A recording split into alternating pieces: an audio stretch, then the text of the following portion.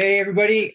Welcome to our fifth positive paradigm chat. Today is Thursday, September 19th, 2024.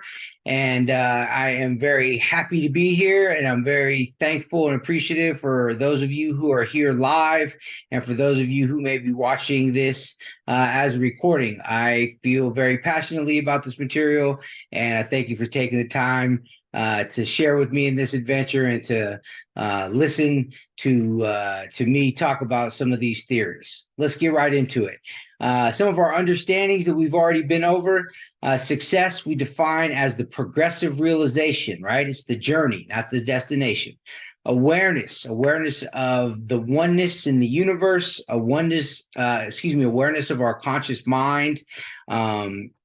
Keeping in mind our energy vibration dictates our frequency. So our mood, how we're feeling, determines how we're emitting into the world, and therefore then how the world then is able to emit back to us and how we receive. Our paradigm was largely programmed when we were kids under 7. We had somebody asked me today to kind of explain the paradigm. So really quickly, it is the entire sum of all of our habits that we just kind of go through at a subconscious level, just our pre-programming, the things that we largely learned when we were kids, and then things that we continue to learn that just become part of who we are as we continue on through life. We each have a conscious mind who is our true selves, and we each also deal with the little whiner or the doubter in our head. So our conscious mind is able to override the whiner. However, if we don't make that effort and take the time to override that doubt in our head, then all of a sudden that doubt voice becomes what we listen to. That becomes what our actual voice is, because we're not countering it in any way. So the conscious mind is capable of shutting down a little whiner and for guiding us in our lives. That's going to be an important part of our talk today and what we work on. Okay, gratitude is a crucial element in uplifting our spirit. Expressing gratitude and keeping in mind all the things that we have in our lives and all the the people that we have in our lives. Just the everything that we have to be grateful for. The more detailed you are in your gratitude, and the more you can just be grateful for every little thing, the more that your vibration lifts and puts you on a higher frequency. So always remember, when you're feeling bad or down in any way, think about the things that you are grateful for. Okay. And then growth. The natural law of the universe is growth and expansion. As part of this universe, it is within you. There's a desire to grow, to expand, to get better, to be better. And whether or not we are meeting that demand sort of determines on our well-being. If we are not facing that, we're not addressing that, we're just kind of going through life and we're kind of getting kicked around a little bit without any direction, we're not going to feel too great. And if we are, on the other hand, if we are, going strong and we're making things happen, we have purpose and we have goals, then our vibration is going to be a little bit better. And we're going to be meeting with that desire that's within. It's an internal desire to grow and to expand and to become more. And that goes into, feeding our frequency. And we've talked about different activities and different needs for us to counteract all the things that we hear on a daily basis through the media, through social media, through our friends, just through our family sometimes, through ourselves. We get that little inner whiner voice going on and it starts beating us up. And how do you counteract that? What are things that we do to feed our frequency? And again, expressing gratitude. And we're going to talk a little bit more today about different ways and different things that we can do to actively feed our frequency, feed our vibration to raise our frequency. All right. So this is anybody who would like to comment. We can, let me make sure I have the comments visible here. All right. So homework was from last week. Do you fear really wanting something or setting a goal? Is there anything that prevents you from setting and chasing your dreams?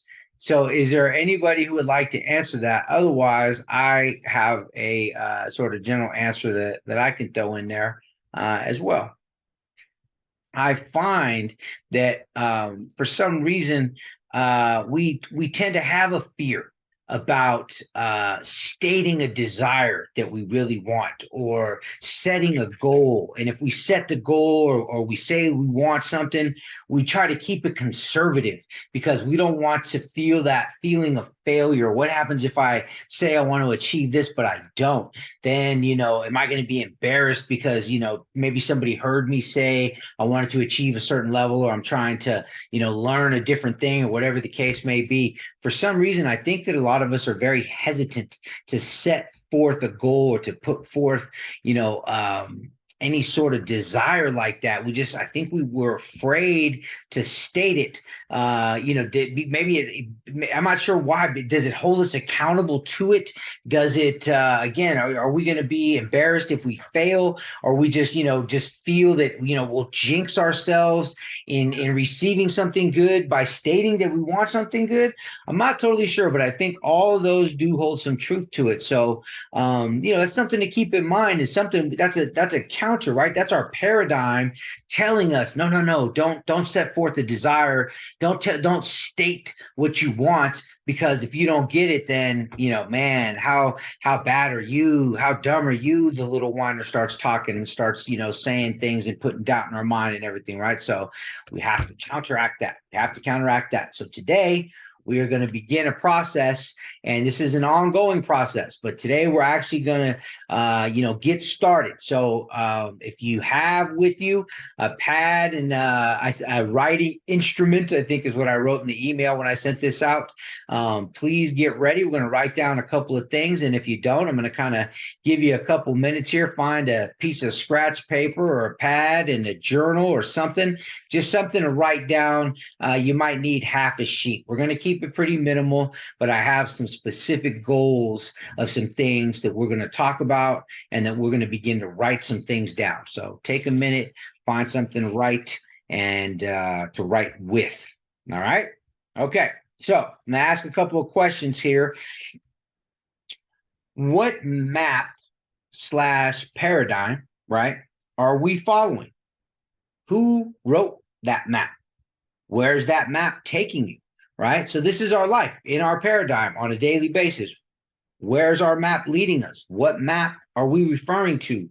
What is it that is guiding us? What is leading us on a daily basis, right? If let's say that you are you're working, some of us who, the old school, who remember when we used to use MapQuest, or before MapQuest, you actually had a real road map that you had to open up, and it would guide you around. Or even if, let's say, it's a GPS, let's say your GPS is malfunctioning, and for some reason you are in let's say the city of San Francisco, but the GPS thinks you're in Chicago. So if somehow it's telling you turn here and turn there, and it's guiding you in the wrong direction, right? Or if you're using the old school map, you're looking at one city, and it's the wrong locations, it's the wrong streets. What's going to happen at that point? You're going to be totally lost. You're not going to be able to find your destination, and so, just kind of think in that moment, in that situation where you're using the wrong map, is driving faster going to get you to your destination any quicker? Are there going to be any shortcuts that you can take? Are there any things that you can do? Is being a more efficient driver, is having a full tank of gas in a good running car at that point, is any of that going to help you get to your destination? No. Why? Because we're using the wrong map. We don't have the right point of reference in place of where we're going, right? So something to think about in terms of how that relates to our life. What map are we using? What are our destinations? Who gave us those destinations? When was the last time we checked our route? Okay. And with that, if you are not the one who is determining that destination, then who's determining that destination? Are you just going through your day to day, and it's just, go home, or excuse me, go to work, come home, scroll through Instagram, right? One of everybody's favorite activities, it seems nowadays.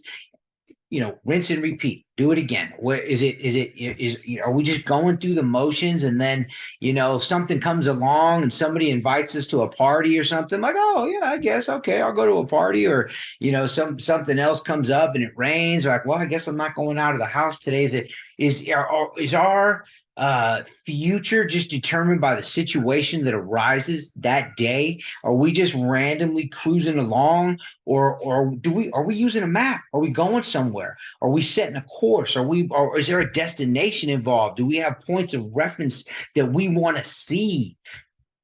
What are we doing? What's going on? Right? Okay. So this is one of those things, and we talked about this, when we think of beginning with the end in mind, or having a visualization of where we want to go, right? So when, like, using a map, you're beginning with the end in mind. Okay, I want to go to point B. I'm currently at point A. I want to get to point B. I can see myself getting to point B. It's a simple visualization, right? And that's the same thing. What is point B? What and point B doesn't have to be the end all be all, but is there a point B? Is there something that we are working on? Is there some project that's fulfilling us? Is there something that's making us money that we have a strong desire to do? Or are we just kind of going through the motions, right? We want to have a desire. We want to be fulfilling. We want to, like, be working towards something, right? I know I do. And I think that not that I think, I know that it's an inner desire for all of us. So either you're meeting, right, which what we talked about earlier, either we're fulfilling that desire or we're missing it, we're suppressing it, right? And then that suppression, then we talked about this before, becomes depression, right? So we don't want to not fulfill. We want to search and seek out what it is, right? Because that's the thing. Sometimes you just don't know. I don't know. I'm not sure what it is. I bought a new pair of shoes yesterday, or I even got a new car, and that, I felt good about that for like a week or two. But then, it just didn't. I don't have that same level of fulfillment. Something's missing, right? Something's missing. That feeling of something missing. That's what I'm talking about. This is it. This is what's missing. It's that growth, that expansion, that inner desire for us to do more, be better. Okay. All right. Here we go. All right. So think in terms of everything that comes into existence has two creations. First, the visualization creation. We vision in our mind, right? Let's say we're going to build a building, right? First thing that happens is blueprints. You draw out every single wall, every door, every window, the ventilation system, depending on how big the building is, but you draw out all the details, the floor plan, how many rooms, how many bathrooms, where everything's going to connect. This all happens before you start building. Why do we do it that way, right? Same thing. What happened if you just started building? You wouldn't know what materials to get. You wouldn't know, where, like, you wouldn't know anything. What comes first in the process? What is the foundation there?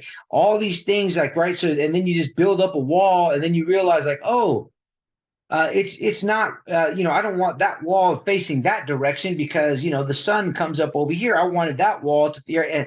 And if you don't think it through beforehand, you're going to have to change things as you go. And every time you make a change that you could have planned ahead for, it's costly. It's going to take time. It's going to cost resources. It's going to cost money. And so these are all right. So we don't do it that way. You work from the end first. You work with the visualization, plan it out, you begin to go somewhere. So what we're going to do today is sort of begin a little bit of our blueprinting. Okay. All right. Now, something to keep in mind.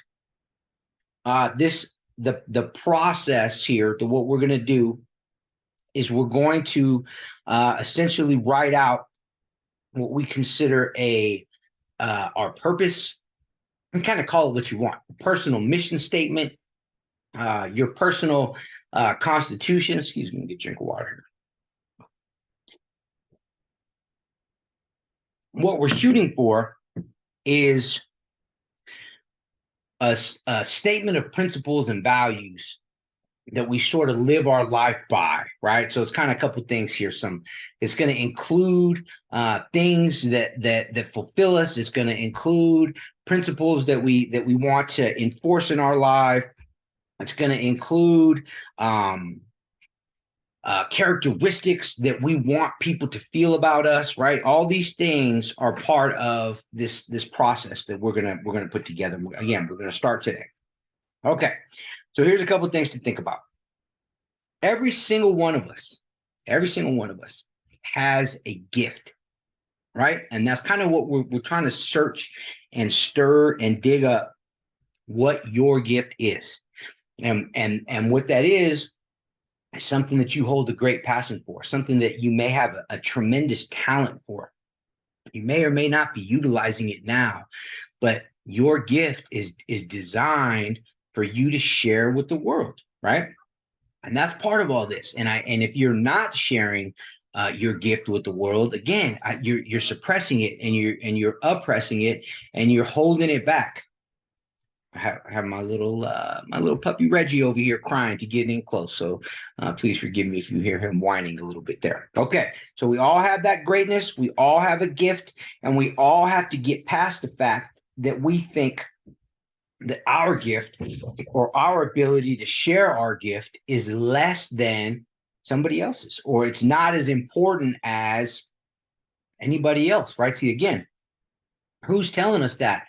The little whiner, right? Is that doubtful voice is always trying to hold us back, always trying to make us hesitate, doesn't want us to achieve. I'm not sure why that's there, but we have to learn to silence that little whiner, use our conscious mind, and make things happen. Okay, so we all have to kind of keep those things in mind. All right, so here we go. This is what I want you to write down. Okay, so and the key about this as well is it's a very personal adventure, right? This whole thing, it's you do it your way. Some people might want to write out a little paragraph, or write out almost a story as if you were describing a character in a book or something like that. You might want to write it out that way. Other people might want to make a bulleted list, maybe an Excel chart. Whatever it is that you want to do is fine. Okay, you make it your way. It's just your project. You're going to add the things. But here's a couple of the things that I think are extremely crucial in the beginning of this process. Okay, all right. So for a minute, the first thing we're going to do is I want you to think as if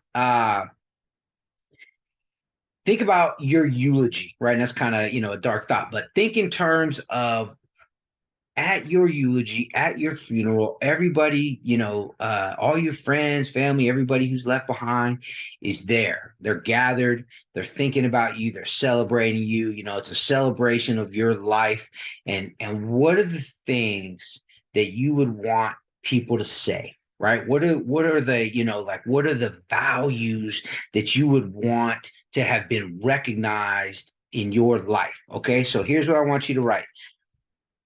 3 words to start. I want you to write family, friend, and profession. Okay. So now I want you to write one descriptive word from each of those people, each of those categories. You can pick a specific person who would be speaking at your funeral, sharing in your eulogy. What would you want a family member to say? One word, one descriptive word about you. What would you want a friend to say? Again, one descriptive word. Could be a couple words, but I'm lightening the burden. Just one, maybe 2 words, just kind of descriptive words of what you value about yourself that you hope that you're conveying to these people. And then the third one is going to be profession. What would you want somebody who you work with, what would you want them to say about who you are as a professional? Okay, so those 3 things. All right, so eulogy, one from the family, one from the friend, one from the profession. Okay, now the next thing I want you to write are principles and values. That's a subtitle. And I want you to write 3 principles and values that you would want to be. So there may be some overlap here, kind of with what the things that you want your friend or your family to say about you at your eulogy. But these are principles and values that you hold true to your heart, that you really fulfill are the essence of who you are. Okay, 3 descriptive words of again, just trying to capture. And again, you don't have to hold it to three. If you got a couple more you want to add, that's fine. But I'm trying to keep this minimal, so we just begin to scratch the surface. We just begin this process, because the truth is writing stuff down is a whole different effect. It kicks in neuro stuff that just, you begin to formulate your thoughts. You begin to coordinate and articulate things better. There's something magical about writing things down, and this is something that I've been working on myself recently. I've been trying to use the magic of writing and journaling and kind of doing this stuff myself, and it's not very easy, but it does work, and it certainly helps you formulate and arrange your thinking, right? So I think that's very important. Okay, so principles and values. We got 3 principles and values, okay? And then the final thing is an activity or a passion that really just lights you up, something that you just really get excited about. This may be what you feel is your gift. It does, again, you don't have to be utilizing it now in any way, but it is something that really lights you up. Okay, so let's think about that for a second.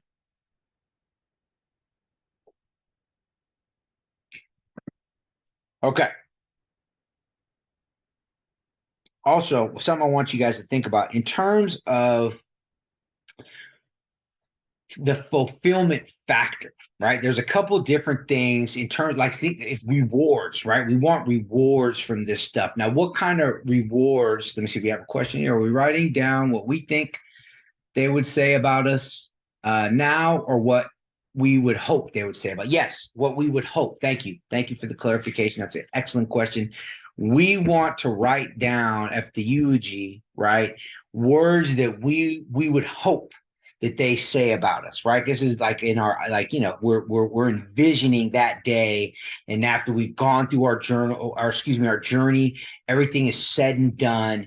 We've become the best person that we can be. We've been working on our paradigm, hopefully, right? Another 30, 40 years, because right, that would give us plenty more time at least.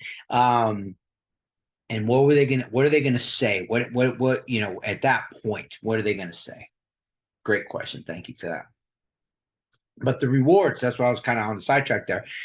There are different types of rewards, right? There are financial rewards where you obviously compensation, stuff like that. But there are also fulfillment rewards that are maybe even more valuable than cash rewards or the monetary rewards. I know, for instance, as a driving instructor, I talked about this with most of our driving instructors. Mike and I talk about this quite a bit.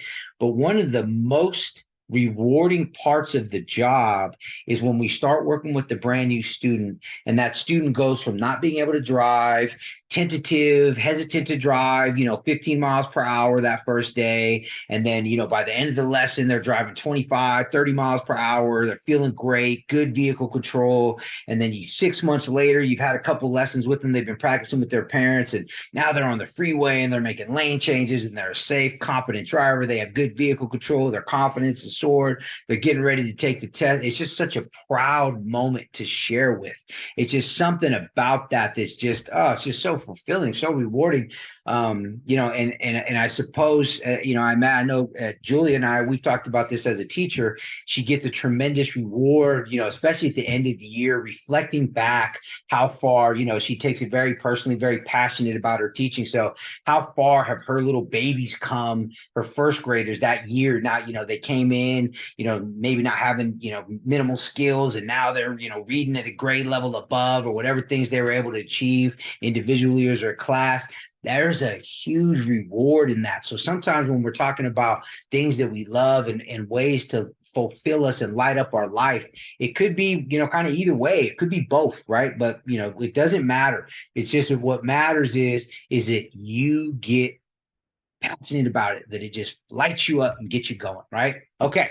So hopefully we've all had a chance to write those things down. I'm going to share some things that I wrote down just before the call today. Same thing. I wrote down right off the top things that I would want them to say at my eulogy. From my family, I would want them to say that I was present and loving. From a friend, I would want them single word again, right? Lots of things in both all these categories that I would hope, but right off the top, number one from a friend, dependable. I would want to be considered a dependable friend, somebody who was there. From a professional standpoint, again, so many different words, so many different aspects, but at the end of the day, I would like to be regarded and thought of as a great leader. So those are the three things at my eulogy there. Principles and values. My three principles and values are honest, loving, and loyal. And then the activity slash passion that really lights me up, it's this stuff. It's like I just shared with you about it's teaching slash mentoring. For me, that activity just boosts me. I mean, I just get so excited about it. And I've had years and years of experience with it with driving instructing. It's been the most rewarding part of that job. And then now here with this paradigm stuff and being able to share with you guys and just kind of, I'm so excited about it. I talk about it constantly, but this stuff really lights me up. So this is my passion right now, and this is what I'm working on. So I hope that everybody had a chance to get their stuff written out. The group that's on the call here, we are going to talk right after the call, and I'd like to hear from each of you in terms of what you wrote down, if you want to share, and that way, and any other recent victories or things that you're working on, or things that situations or whatever it is, or just things you're noticing about the way your paradigm is changing and your frequency is vibing higher, or challenges that you've had this week that have maybe kind of you found yourself with your frequency being brought down, and things that you maybe did to get it turned back around. Okay, so fantastic. Great call today. I do want to share where I am in my personal journey, my personal struggle. I do continue to deal with that subject of the old deep-seated wounds and transgressions, me hanging on to transgressions from a very, very long time ago. And like I talked about last week, it really is my awareness around how previous transgressions currently affect my behavior in various situations, specifically in my relationship. And that's something that's a key thing that I am really working on. So one of the acceptances, one of the things that we really have to come to grips with throughout this process is that, whatever reason that we are the way we are, and I'm talking about it in terms of like negative traits or negative paradigm things, whatever reasons brought you to that, something, somebody says something and it triggers you, or somebody drives a certain way, or some kind of behavior, somebody says things, or people that drive a certain type of car really annoy you, whatever it is that you're holding on to, however it is that it got there. You're an adult now. You are a fully capable, conscious-minded adult who has to be able to own that situation. You have to be able to own where you are, how it is that you got there, and take ownership in changing it. And that's what I'm dealing with right now. I've identified that I behave or I respond, I react, because it's just a reaction, right? We talked about the difference between a reaction and a response is taking a moment to think before you act is responding, not taking a moment to think and just, right? That's a reaction. Okay. So I have allowed myself to react in a certain way, and I get this, we talked about it last week, I believe, that the shutdown that happens where I've allowed myself, and I'm going to say it that way, to react that way, and just sort of have accepted that there's nothing I could do about it. That's just how it is. That's how I am. That's just what happens when, based on certain circumstances and things like that. And the more I read this and the more I learn, the more I keep hearing myself say it, but more digesting it. The more I say it, the conscious mind is actually getting it into the subconscious mind.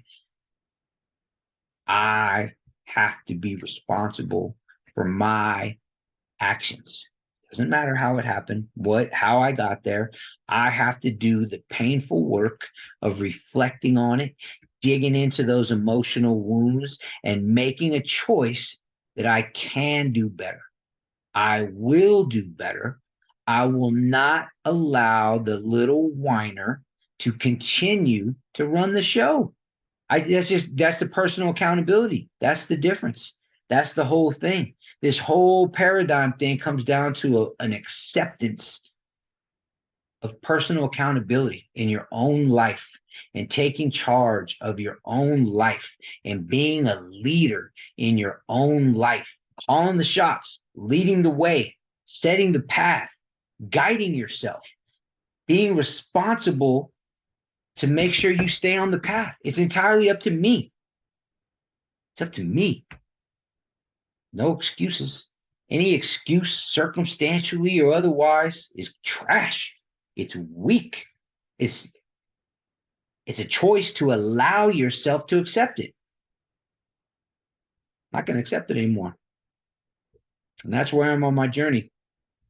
I hope you guys have a great week. Fantastic talk today. Thank you for being here, and I hope to see you next week.